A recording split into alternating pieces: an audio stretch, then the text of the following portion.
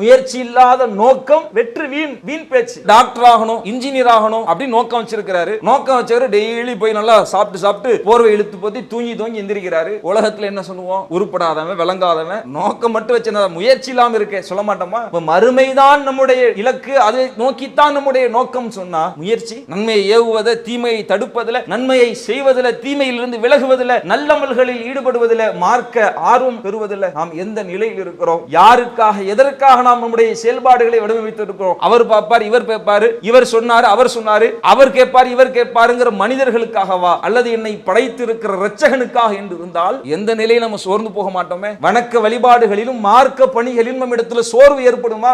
அவர் இருக்கிற வரைக்கும் நான் செய்வேன், இவர் போயிட்டா நான் செய்ய மாட்டேன். பதவி இருக்கிற வரைக்கும் நான் செய்வேன், பொறுப்புல இருந்து விலகிட்டேன்னா எட்டி கூட பார்க்க மாட்டேன். எனக்கு ஏதாவது பலன் கிடைக்குதுன்னா செய்வேன், பலன் இல்லைன்னா நான் செய்ய மாட்டேன் சொல்லி இருந்தோம்னா இதுக்கான அர்த்தம் என்ன? உலகம் தானே. மறுமையை நோக்கித்தான் என்னுடைய செயல்பாடு என்று இருந்தால், யார் இருந்தாலும் இல்லைன்னாலும், யார் வந்தாலும் வரலன்னாலும், எது நமக்கு கிடைச்சாலும் கிடைக்கலனாலும், பொறுப்புல இருந்தாலும் இல்லைன்னாலும், நான் என்னுடைய முயற்சி, எனக்கான செயல்பாடு நன்மைக்குத்தான், அந்த மறுமைக்குத்தான் என்று இருந்தால் அதற்கான முயற்சி தொய்வில்லாமல் இருக்கும், சோர்வில்லாமல் இருக்கும், தொடர்ந்து சீர்கொண்டு செயல்பட்டு கொண்டிருக்கும். கண்ணியம் நிறைந்த எல்லாம் அல்ல அல்லாஹுவின் நல்லடியார்களே, உலகில் படைக்கப்பட்டிருக்கிற ஒவ்வொரு மனிதனும் தம்முடைய வாழ்வின் செயல்பாடுகள் அத்தனைக்கு பின்னாலும் ஒரு நோக்கத்தை கொண்டுதான் செயல்பட்டு கொண்டிருக்கிறான். இந்த உலகத்தில் மனிதன் மேற்கொள்ளக்கூடிய எந்த செயல்பாடுகளாக இருந்தாலும் சரி, அத்தனை செயல்பாடுகளுக்குள்ளாகவும் ஒரு நோக்கம் பொதிந்திருக்கும். நோக்கம் இல்லாமல் மனிதன் அவனுடைய வாழ்வில் ஒரு முறையான ஒரு செயல் நிலையை அவனால் அடைய முடியாது. ஒருவர் உழைப்பதிலிருந்து, உண்ணுவதிலிருந்து, உடை உடுத்துவதிலிருந்து, உறவுகளை ஏற்படுத்துவதிலிருந்து, இவ்வுலகில் மனிதன் ஏற்படுத்தி கொள்ளக்கூடிய, முயற்சி செய்யக்கூடிய எல்லா விஷயத்திற்கு பின்னாலும் நிச்சயமாக, உறுதியாக ஒரு நோக்கம் ஒன்று அவருடைய சிந்தனையில் இருக்கும். அல்லாஹ் ரப்புல் ஆலமீன் இந்த நோக்கங்களை கொண்டிருக்கிற மனித சமுதாயம், இந்த மனித இனத்தை படைத்ததை பற்றி அல்லாஹ் தன்னுடைய திருமறையில் பேசுகின்றான். ஒமா ஹலக்துல் ஜின்ன வல் இன்ஸ இல்லா லியஅபுதூன். நாம் மனித ஜின் வர்க்கங்களை படைத்தோம். எதற்காக? அவர்கள் நம்மை வணங்க வேண்டும் என்ற நோக்கத்திற்காக. அல்லாஹ் ரப்புல் ஆலமீன் இவ்வுலகில் மனிதர்களையும் ஜின் வர்க்கத்தினரையும் ஏற்படுத்தி இருப்பதின் நோக்கத்தை இறைவன் பேசுகின்றான். நான் மனிதர்களையும் ஜின்னையும் படைச்சேன், என்னை வணங்கணுங்கிற நோக்கத்துக்கு அல்லாஹ் சொல்றான். அகிலங்களை படைத்திருக்கிற அல்லாஹுவிற்கே ஒரு நோக்கம் உண்டு என்றால், அந்த இறைவனால் படைக்கப்பட்டிருக்கிற மனித இனத்திற்கும் அப்படியான நிலைகளை அல்லாஹ் ஏற்படுத்தி இருக்கிறான். நோக்கம் இல்லாத மனிதன் என்று உலகத்தில் யாரும் கிடையாது. ஒவ்வொருத்தவங்களுக்கும் ஒரு நோக்கம் உள்ளுக்குள்ள இருந்து கொண்டே இருக்கும். அதைத்தான் அல்லாஹ்வுடைய தூதரவர்கள் மிக தெளிவாக நமக்கு சொல்லி காட்டினார்கள். இன்னமல் அஅமாலு பின்னியாத். செயல்கள் அனைத்தும், செயல்பாடுகள் அனைத்தும் நோக்கம் என்ற அந்த எண்ணத்தை கொண்டுதான் அமைய பெறுகிறது என்று நபிகள் நாயகம் ஸல்லல்லாஹு அலைஹி வஸல்லம் அவர்கள் மிக தெளிவாக நமக்கு சொல்லிவிட்டு சென்றார்கள். ஒரு மனிதன் உலகில் மேற்கொள்ளக்கூடிய எல்லா செயல்பாடுகளுக்கு பின்னாலும் நோக்கம் என்ற எண்ணம் இருக்கிறது. அது இல்லாமல் செயல்பாடுகள் இல்லை என்று அல்லாஹ்வுடைய தூதர் மிக தெளிவாக நமக்கு சொன்னார். அது சின்னது, அது பெருசு, அது இலக்கு உள்ளது, அது இலக்கில்லாதது, அது குறிக்கோளோடது அல்லது தான் தோன்றித்தனமானது, அது நல்லதை எதிர்பார்த்து அல்லது கெட்டதை எதிர்பார்த்து, பலனை எதிர்பார்த்து அல்லது ஒரு விதமான பலனையும் எதிர்பார்க்காமல் என்ற வேறுபாடுகள் இருக்கலாம். கண்டிப்பாக நோக்கம் இல்லாமல் இருக்காது. எல்லோருடைய உள்ளத்திலும் நோக்கம் ஒன்று இருந்து கொண்டே இருக்கும். அது திட்டமிட்டோ அல்லது எதேர்ச்சையானதாகவோ மனித சிந்தனையில் அந்த நோக்க சிந்தனை, அந்த எண்ணம் ஓடிக்கொண்டே இருக்கும். அந்த நோக்கங்கள் மனிதனுக்கு பல்வேறு விதமான செயல் வடிவங்களை நம்முடைய வாழ்வில் வெளிப்படுத்தும். அந்த நோக்கங்கள் சரியான நோக்கங்களாக இருக்கும் பொழுதுதான் அது இம்மையிலும் நாளை மறுமையிலும் நன்மை பயப்பதாக இருக்கும் என்பதை இஸ்லாமிய மார்க்கம் பல கட்டங்களில் நமக்கு சொல்லித் தருகிறது. எல்லாரும் நோக்கத்தோட தான் செயல்படுறாங்க. நோக்கம் கொண்டு இருக்கிற எல்லோருக்கும் அவருடைய வாழ்வியல் நன்மைகளை பெற முடியுமா அப்படின்னா கிடையாது. அதற்கு என்ன தேவை? முயற்சி தேவை என்று இறைவன் பேசுகின்றான். ஒரு விஷயத்தை அடையணும், அதற்கான நோக்கம் இன்னது என்று தெரிந்திருந்தாலும், அதை அறிந்திருந்தாலும், அதை ஆசை வைத்திருந்தாலும், அதை நோக்கிய முயற்சி தான் அவன் அடைய நினைத்ததை அடைவதற்குண்டான வழிவகைகளை ஏற்படுத்தும் என்று அல்லாஹ் பல்வேறு இடங்களில் நமக்கு சொல்லி காட்டுவதை பார்க்கிறோம்.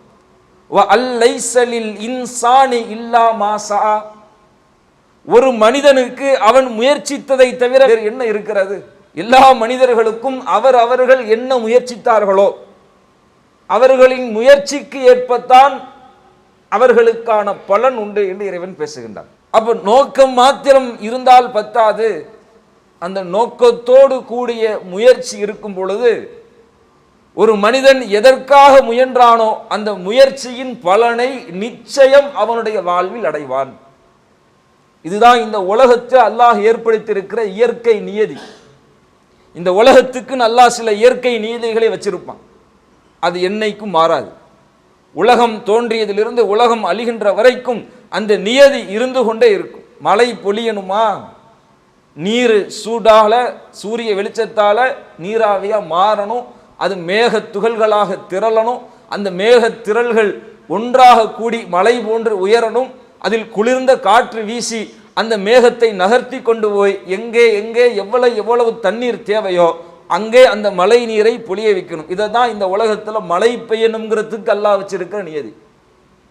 இதுபோன்று உலகத்தில் செயல்படுத்தப்படக்கூடிய எல்லா அம்சத்திற்கு பின்னாலும் அல்லாஹ் ஒரு இயற்கை நியதியை வைத்திருப்பான்.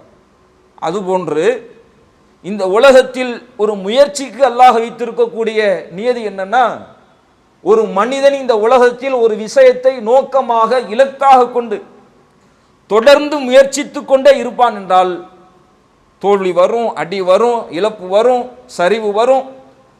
அதையும் தாண்டி எழுந்து தொடர்ந்து அவன் நடந்து தனக்கான முயற்சியை செய்து கொண்டே இருப்பான் என்றால் நிச்சயம் அவன் நினைத்ததை அவன் நோக்கமாக கொண்டதை அடைந்தே தீருவான். அல்லைஸலில் இன்சானி இல்லா மா ஸஆ.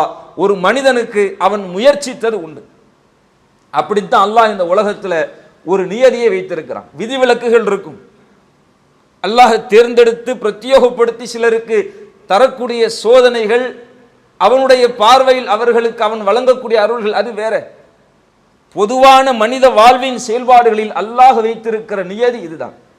முயற்சித்தவருக்கு கடைசி வரைக்கும் தொடர்ந்து முயற்சித்துக் கொண்டு இருந்தால் அந்த முயற்சியின் பலனை மனிதன் அடையும் வகையில் தான் அல்லாஹ் இந்த நிலை ஏற்படுத்தி இருக்கிறான். அதைத்தான் அல்லாஹ் ரப்புல் ஆலமீன் பல இடங்களில் தன்னுடைய திருமறையில் நமக்கு சொல்லி காட்டுவதை பார்க்கிறோம். ஃபமன் கான ஹிஜ்ரத்துஹு, ஒருவர் ஹிஜ்ரத் செஞ்சு போறார், நாடு துறந்து போகிறார், அவருடைய ஹிஜ்ரத் அல்லாஹ்விற்கும் அவருடைய தூதருக்குமானதாக இருந்தால் அதற்கான பலனை அவர் அடைந்து கொள்வார். மன் கானத் ஹிஜ்ரத்துஹு லி துன்யா, எவருடைய ஹிஜ்ரத் இந்த உலகத்திற்காக இந்த உலக நோக்கத்திற்காக இருக்குமோ யுசிபுஹா, அவர் அதை அடைந்து கொள்வார். நோக்கம் இதுதாக இருந்து அதற்கான முயற்சி உன்னிடத்தில் இருந்தால் அதை நீ அடைந்து கொள்வாய் என்பதுதான் இறைவனின் வாக்கு. அப்ப நாம் மேற்கொள்ளக்கூடிய, நாம் எண்ணம் கொள்ளக்கூடிய நோக்கம் என்ன, அதற்காக நாம் மேற்கொள்ளக்கூடிய முயற்சி என்ன, இதுல நம்ம மிகவும் கவனம் செலுத்த வேண்டிய இடத்தில் இருக்கிறோம். பலருக்கும் தங்களுடைய நோக்கங்கள் தெளிவில்லை, அல்லது நோக்கங்கள் தெளிவாக இருந்தாலும் அதற்கான முயற்சிகளில் உறுதி இல்லை. இப்படியான நிலைகளில் பல நபர்கள், பல மனிதர்களின் செயல்பாடுகள் இவ்வுலகத்தில் அமைந்திருப்பதை நாம் பார்க்கலாம். ஆனால் ஏகத்துவவாதியாக இஸ்லாமிய மார்க்கத்தை அதன் தூய வடிவில் அறிந்திருக்கிற, மறுமைதான் எங்களின் இலக்கு என்று நாம் இலக்காக்கி இருக்கிற நாம் நம்முடைய வாழ்வில் நோக்கத்தை தெளிவாகவும் அதற்கான முயற்சிகளை முனைப்பாகவும் செய்து கொண்டே இருக்க வேண்டிய அவசியம் இருக்கிறது. அந்த நோக்கம் நல்லதா இருந்துச்சுன்னு வைங்க, அதுக்கு கிடைக்கிற ரிசல்ட்டே வேற. நோக்கம் நல்லது, ஒருத்தர் முயன்று முயற்சி செய்கிறார், அந்த முயற்சி தோல்வியிலேயே முடியுதுன்னு வைங்க, அது உண்மையிலே தோல்வி இல்லை.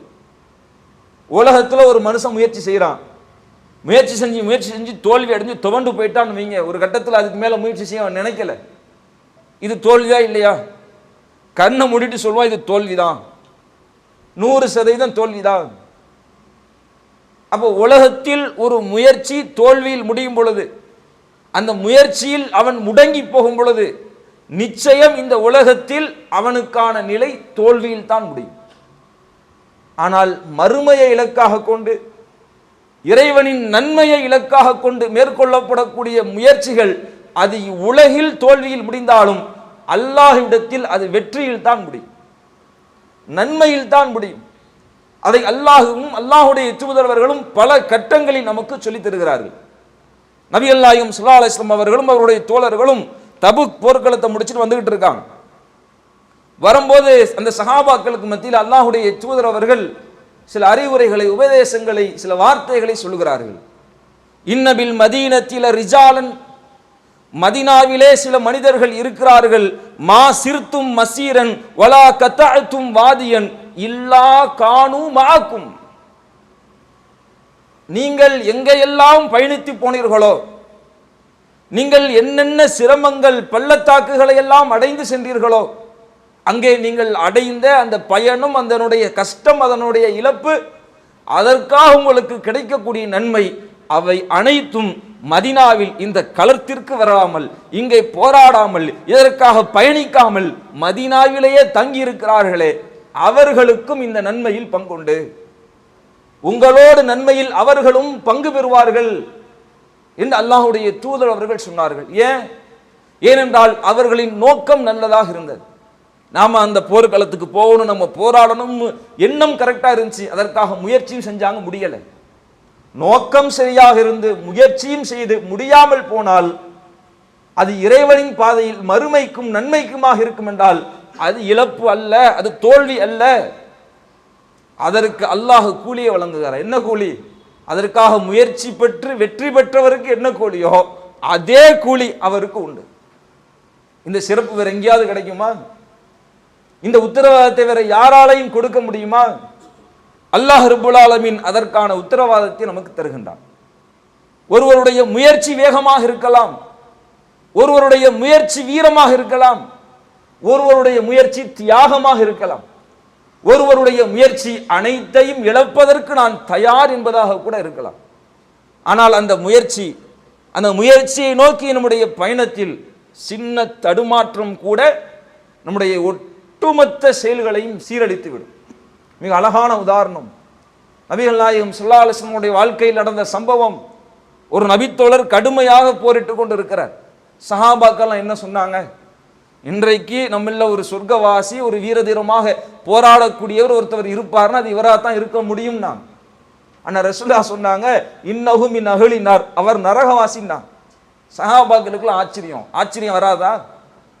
சொந்த பந்தம், மனைவி மக்கள், சொத்து செல்வம் எல்லாத்தையும் விட்டுட்டு சாவரத்துக்கு முன்னாடி வந்து நிற்கிறாரு, அடிகளையும் வெட்டுகளையும் வாங்கி கொண்டு நிற்கிறாரு.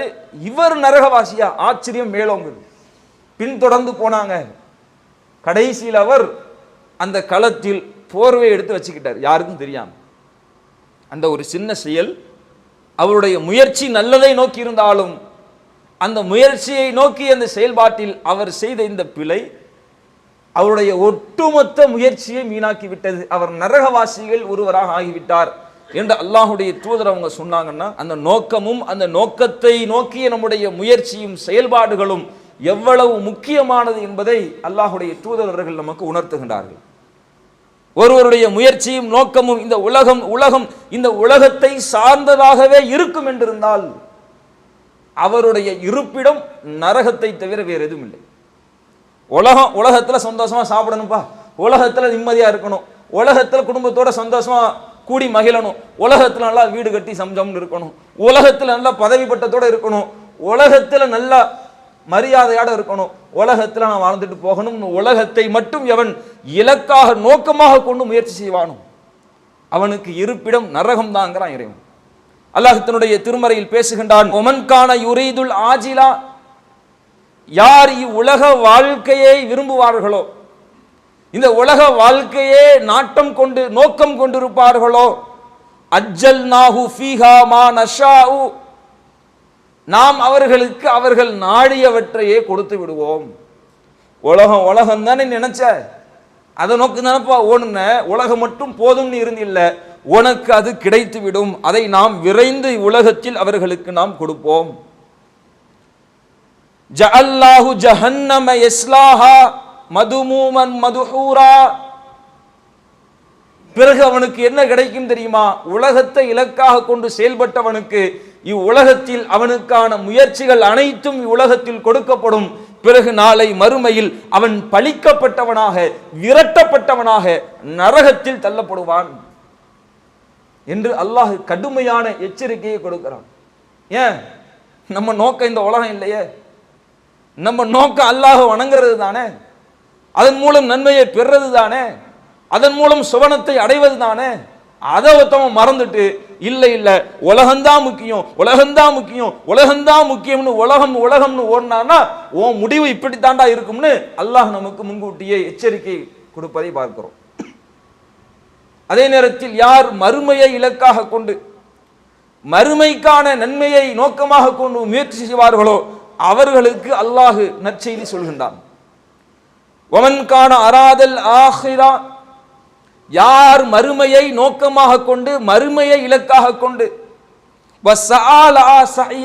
அதற்காகவே அவர் முயற்சி செய்வாரோ, வஹுவ முஃமின், அவரோ முழுமையான சரியான இறை நம்பிக்கையோடு இருந்து முயற்சி செய்வாரோ. அதான் ரொம்ப முக்கியம். அல்லாஹ்வுக்கு இணை வச்சுக்கிட்டு செய்கிற முயற்சி பலன் இல்லை. எந்த விதத்திலும் கடுகளவும் செயலிலும் நம்பிக்கையிலும் கடுகளவும் ஷிர்கின் சாயல் கூட இருந்து விடாத நிலையில் ஒருவர் இறைவனை சரியாக நம்பிக்கை கொண்டு யார் அந்த மறுமைக்காக முயற்சி செய்வாரோ ஃபஉலாயிக கான சஅய்ஹும் மஷ்கூரா, அந்த முயற்சிக்கு அல்லாஹ்விடத்தில் நன்றி செலுத்தப்படும். மறுமையை இலக்காக கொண்டு நீ முயற்சி செஞ்சில்ல, உன் நம்பிக்கையில எந்த விதத்திலும் எனக்கான இணையை நீ கற்பிக்காமல் இருந்தில்ல, அதற்கான பலன் இந்தா என்று அல்லாஹ் அதற்கான நன்றி பிரதிபலன்களை மறுமையில் அள்ளித் தருவதாக அல்லாஹ் தன்னுடைய திருமறையில் நமக்கு சொல்லி காட்டுவதை பார்க்கிறோம். யார் யார் எந்த நோக்கத்திற்காக முயற்சி செய்தார்களோ அந்த அத்தனை முயற்சியையும் அந்த மனிதன் மறுமையில் காண்பான். எல்லா முயற்சியும் கண்ணுக்கு முன்னாடி படமா ஓடும், எல்லாத்தையும் எல்லாம் வெளிச்சம் போட்டு காட்டுவான். அன்ன சஅய்யஹு சௌஃப யுரா, அங்கே மறுமையில் ஒவ்வொரு மனிதர்களின் முயற்சிகளும் அவனுக்கு காட்டப்படும். பார், இந்த உலகத்துல எதுக்காக வாழ்ந்த, என்னத்தை நோக்கமாக கொண்டு வாழ்ந்த, அதுக்காக நீ என்ன முயற்சி பண்ண, இந்த பாரு இதுதான் உன் செயல்பாடு, இதுதான் உன் நோக்கம், இதுதான் உன் முயற்சின்னு சொல்லி அல்லாஹ் படம் போட்டு ஓட்டி விடுவான். பார்த்து ஒவ்வொரு மனுஷனும் கண்டு கழிப்பான். மொத்த வாழ்க்கையும் பிக்சரா ஓடும். அப்படியான ஒரு நிலையை அல்லாஹ் ஏற்படுத்துவான் என்று அல்லாஹ் தன்னுடைய திருமறையில் பேசுகின்றான். அப்ப அந்த நிலையை அடையவிருக்கிற நாம் எல்லோருக்கும் அந்த நிலையை அல்லாஹ் ஏற்படுத்துவான்னா நம்ம கதை நமக்கு எப்படி ஓட போகுது, எப்படி ஓடணும்னு விரும்புகிறோம்? நோக்கம், அந்த நோக்கம் சரியாக இருக்க வேண்டும். நோக்கம் சரியில்லாமல் எவ்வளவு முயற்சி செய்தாலும் அந்த முயற்சி வீண். பல கட்டங்களில், பல நிலைகளில், பல அறிவுரைகள் அல்லாஹுடைய தூதரர்கள் அதைத்தான் நமக்கு சொன்னாங்க. மறுமையில 3 சாரார் கொண்டு வரப்படுவாங்க. பிரபலியமான செய்தி, நாம் அதிகம் தெரிந்திருக்கிற செய்தி. ஒரு கல்வியாளர் கொண்டு வரப்படுவார், ஒரு கொடையாளர் கொண்டு வரப்படுவார், இறைவனின் பாதையில் தன்னை உயிர் தியாகம் செய்த ஷஹீது கொண்டு வரப்படுவார். உலகத்தில் அவர் அப்படி அடையாளப்படுத்தப்பட்டவர் தான். நாளை மறுமை என்னாகும்? எனக்காக என்ன பண்ண இறைவா? உனக்காகத்தான் அள்ளி அள்ளி கொடுத்தேன், உனக்காகத்தான் மார்க்கத்தை பிறருக்கு கற்றுக் கொடுத்தேன், உனக்காகத்தான் என்னுடைய உயிரை தியாகம் பண்ண, எனக்காகனு பண்ணப்பா. ஆனா உன் நோக்கம் என்னவா இருந்துச்சு? உலகத்தில் உன்னை புகழணும்னு தானே, உன்னைய மற்றவங்க பெருசா பார்க்கணும்னு தானே, உன்னைய தூக்கி வச்சு கொண்டாடணும், மதிக்கணும் தானே. நீ எதை நோக்கமாக கொண்டாயோ அது உலகத்திலே உனக்கு கிடைச்சி போச்சு, போடா நரகத்துக்குன்னு அல்லாஹ் முகம் குப்புற தூக்கி வீசுவான் என்ற செய்திகள் அறிந்திருக்கிறோமே.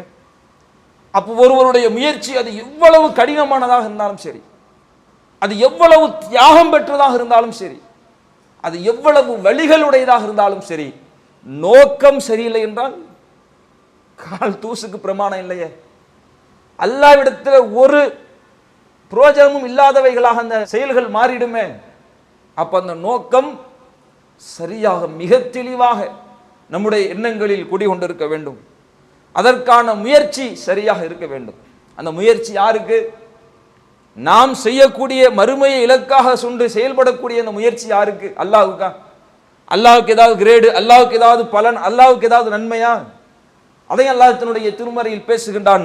வமன் ஜாஹத யார் முயற்சி செய்கிறாரோ ஃபஇன்னமா யுஜாஹிது லினஃப்ஸிஹி, அவர் தனக்காகத்தான் முயற்சி செய்கிறார். நீங்க செய்யக்கூடிய முயற்சி எல்லாம் உங்களுக்கு தான், உங்களுக்கு நன்மை கிடைக்கணுங்கிறதுக்கு தான், நீங்க நல்லா இருக்கணுங்கிறதுக்கு தான். இன்னல்லாஹ லகனியு அனில் ஆலமீன், அகிலத்தார்களை விட்டும் அல்லாஹ் தேவைகளற்றவன். அல்லாஹ்வுக்கு என்னப்பா தேவை இருக்கு?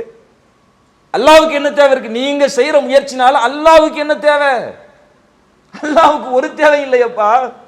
நீங்கள் செய்கிற முயற்சி, அந்த முயற்சியின் பலன் உங்களுக்கு தான். எதை முயற்சி செய்ய போறீங்க? எதுக்காக முயற்சி செய்ய போறீங்க? எவ்வளவு முயற்சி செய்ய போறீங்க? எந்த எல்லை வரை முயற்சி செய்ய போறீங்க என்பதற்கான முடிவு நம் கையில் தான் இருக்கிறது. அதற்கான அந்த பயணத்தில் ஏற்படக்கூடிய இடர்களை கடந்து செல்கிற துணிவும் ஆற்றலும் நம் கையில் தான் இருக்கிறது. நாம் எதை தேர்ந்தெடுக்க போறோம்? அந்த முயற்சியின் பலன் அல்லாஹ் எந்த அளவுக்கு வர்ணிக்கிறான் பாருங்க. ஒரு மனிதனுடைய அந்த முயற்சியின் இலக்கு எதுவாக இருக்க வேண்டும் என்பதையும் அல்லாஹ் சொல்லி தருகின்றான். நாளை மறுமையில் அல்லாஹ் அழைப்பானாம், யா ஐயுஹல் இன்சான், மனிதனே என்று அல்லாஹ் அழைப்பான். யா ஐயுஹல் இன்சான், மனிதா, இன்னக காதிஹுன் இலா ரப்பிக கதஹன், அல்லாஹுவை சந்திக்க வேண்டும், அவனை பார்க்க வேண்டும் என்பதற்காக நீ கடுமையாக முயற்சி செய்தாய். ஃபமுலாகி, இதோ பார்த்து விட்டாய் என்று அல்லாஹ் அந்த மறுமையில் அறிவிப்பான் என்று அல்லாஹ் தன்னுடைய திருமறையில பேசுறான். அல்லாஹ் பார்க்கிற நீ முயற்சி பண்ணில்ல, அந்த முயற்சியின் பலன் இதோ நான் இருக்கேன் பாரு, நீ பார்த்துட்ட என்ன என்று சொல்லி அல்லாஹ் அங்கே அறிவிப்பான் என்று அல்லாஹ் தன்னுடைய திருமறையில் பேசுகின்றார். அப்ப இறைவனை ஒருவர் பார்க்க வேண்டும் என்பது அவரின் முயற்சியாக இருந்தால் அந்த முயற்சியை நிச்சயம் அவர் அடைந்தே தீர்வார். நாம் என்ன முயற்சி செய்கிறோம்? எதுக்காக முயற்சி செய்கிறோம்?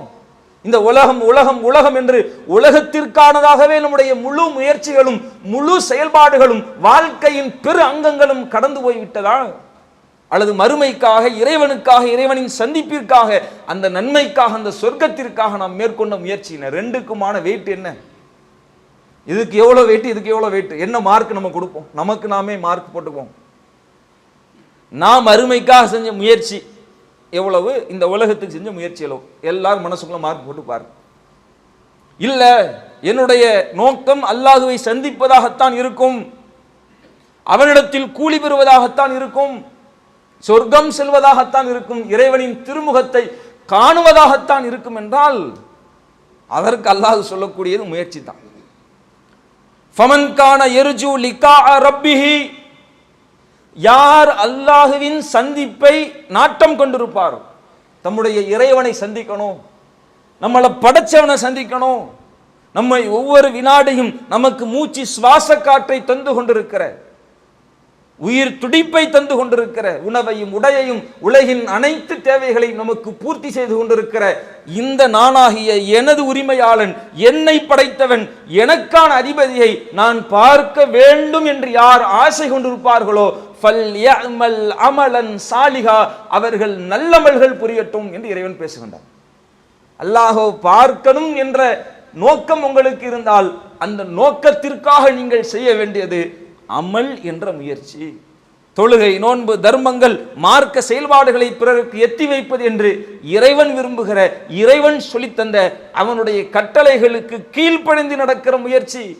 ஃபல்யஅமல் அமலன் சாலிஹா, அந்த நல்லமல்களை அவர்கள் செய்து கொள்ளட்டும் என்று இறைவன் சொல்கிறானே, அந்த இறைவனை பார்ப்பதற்கான நோக்கம் நம்மிடத்தில் இருந்தால், அவனிடத்தில் கூலி பெறுவதற்கான நோக்கம் நம்மிடத்தில் இருந்தால், அந்த நோக்கத்திற்கான முயற்சி நம்மிடத்தில் இருக்கிறதா என்று சுய பரிசோதனை செய்து பாருங்கள். அந்த முயற்சி இல்லாத நோக்கம் வெற்றி வீண், வீண் பேச்சு. உலகத்தில் அதுதானே சொல்லுவோம், டாக்டர் ஆகணும், இன்ஜினியர் ஆகணும் அப்படின்னு நோக்கம் வச்சிருக்கிறாரு. நோக்கம் வச்சவர் டெய்லி போய் நல்லா சாப்பிட்டு சாப்பிட்டு போர்வை இழுத்து போத்தி தூங்கி தூங்கி எந்திரிக்கிறாரு. உலகத்தில் என்ன சொல்லுவோம்? உருப்படாதவன், விளங்காதவன் அப்படி தானே சொல்லுவோம். நோக்கம் மட்டும் வச்சு முயற்சி இல்லாமல் இருக்கே சொல்ல மாட்டோமா? இப்போ மறுமைதான் நம்முடைய இலக்கு, அதை நோக்கித்தான் நம்முடைய நோக்கம் சொன்னா முயற்சி, நன்மையை ஏவுவதை, தீமையை தடுப்பதில், நன்மையை செய்வதில், தீமையிலிருந்து விலகுவதில், நல்லமல்களில் ஈடுபடுவதில், மார்க்க ஆர்வம் பெறுவதில் நாம் எந்த நிலையில் இருக்கிறோம்? யாருக்காக, எதற்காக நாம் நம்முடைய செயல்பாடுகளை வடிவமைத்து இருக்கிறோம்? அவர் பார்ப்பார், இவர் பார்ப்பாரு, இவர் சொன்னாரு, அவர் சொன்னாரு, அவர் கேட்பார் இவர் கேட்பாருங்கிற மனிதர்களுக்காகவா அல்லது என்னை படைத்திருக்கிற இரட்சகனுக்காக என்று இருந்தால் எந்த நிலையில் நம்ம சோர்ந்து போக மாட்டோமே. வணக்க வழிபாடுகளிலும் மார்க்க பணிகளிலும் நம்ம இடத்துல சோர்வு ஏற்படுமா? அவர் இருக்கிற வரைக்கும் நான் செய்வேன், இவர் போயிட்டா நான் செய்ய மாட்டேன். பதவி இருக்கிற வரைக்கும் நான் செய்வேன், பொறுப்புல இருந்து விலகிட்டேன்னா நான் எட்டி கூட பார்க்க மாட்டேன். எனக்கு ஏதாவது பலன் கிடைக்குதுன்னா செய்வேன், பலன் இல்லைன்னா நான் செய்ய மாட்டேன்னு சொல்லி இருந்தோம்னா இதுக்கான அர்த்தம் என்ன? உலகம் தானே.